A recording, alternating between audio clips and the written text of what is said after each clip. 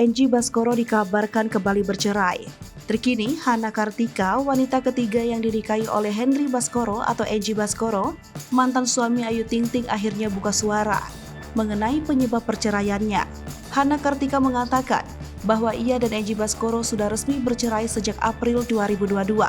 Namun mereka telah berpisah rumah sejak Mei 2022.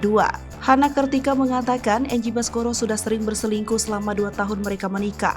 Menurut Hana Kartika, Enji Baskoro adalah sosok pria yang suka berbohong, tetapi tidak pandai menyembunyikan kebohongannya. Bahkan, Hana Kartika mengatakan Enji Baskoro tidak hanya 1 atau 2 kali berselingkuh di belakangnya. Kendati begitu, Hana Kartika menegaskan Enji Baskoro tidak pernah melakukan kekerasan dalam rumah tangga.